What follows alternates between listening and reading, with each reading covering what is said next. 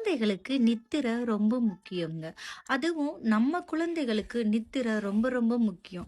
இந்த நித்திரைன்ற போது இரவு நித்திரை ரொம்ப ரொம்ப அவசியங்க. ஏன்னா இரவுல தான் குழந்தைகளோட மூளை வந்து வளர்ச்சி அடைகிறதுக்கு இந்த இரவு நித்திரை ரொம்ப உதவி செய்யுதுன்னு சொல்றாங்க.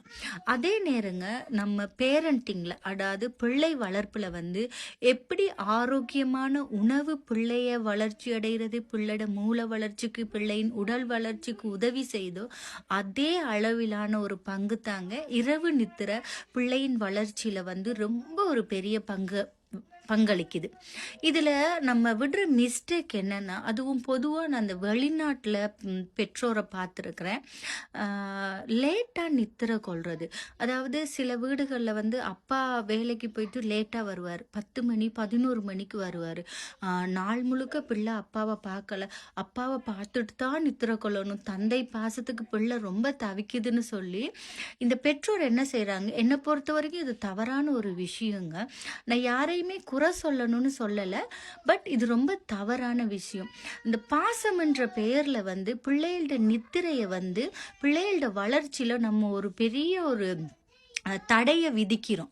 என்னன்னா 11 மணிக்கு வர்ற அப்பாக்காக பிள்ளை 11 மணி வரைக்கும் முழிச்சிருக்குது, நித்திரை கொள்ளாம காத்திருக்குது. அது மட்டும் இல்லாம அப்பா வந்த பிறகு அவரோட விளையாண்டு சில பிள்ளைகள் படுக்கிறதுக்கு 12 1 மணி ஆகுதுங்க. இது ரொம்ப ரொம்ப ரொம்ப ரொம்ப ரொம்ப பிள்ளையோட வளர்ச்சியில பெரிய பாதிப்பை ஏற்படுத்தும். அது மட்டும் இல்லாம இன்னொரு முக்கியமான விஷயம் என்னன்னா, பிள்ளைகளுக்கு வந்து எப்பவுமே நம்ம இரவு உணவை வந்து 6:30 7 மணிக்கெல்லாம் கொடுத்துடணுங்க. அதே டைம் பிள்ளைகள்கிட்ட நித்திரையோட நேரம் வந்து 7:30 8 8:15 தாங்க. 8:30 கூட நான் சொல்ல மாட்டேன். 7:30 8 மணிக்கு பிள்ளை நித்திரை கொள்ளணும். அப்பதாங்க அந்த பிள்ளைக்கு ஆரோக்கியமான நித்திரையா இருக்கும். ஏன்னா அந்த டைம்ல தான் பிள்ளைகளுக்கு வந்து மூளை வந்து நிறைய விஷயங்களை எடுத்து நிறைய ஒரு ஒரு என்ன சொல்றது, ஒரு ஆரோக்கியமான வளர்ச்சியாகவும் பிள்ளையோட அடுத்த டெவலப்மெண்ட் ஆரோக்கியமா இருக்கும். இதுலயும் முக்கியமா இந்த ADHD இருக்க பிள்ளைகள், இந்த ஆட்டிசம் ஸ்பெஷல் கிட்ஸ் இருக்காங்கல்ல, அவங்க வந்து கூட ஹைப்பரா இருக்கிறதுக்கு காரணம் இந்த லேட்டா நித்திரை கொள்றதுங்க.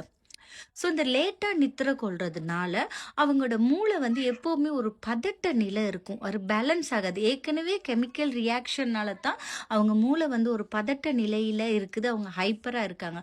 ஸோ நித்திரை கொள்ளாட்டி இன்னும் அந்த மூளை வந்து பதட்டமாகவே இருந்துக்கிட்டு இருக்குங்க. தயவு செய்து இதை கவனத்தில் கொள்ளுங்க.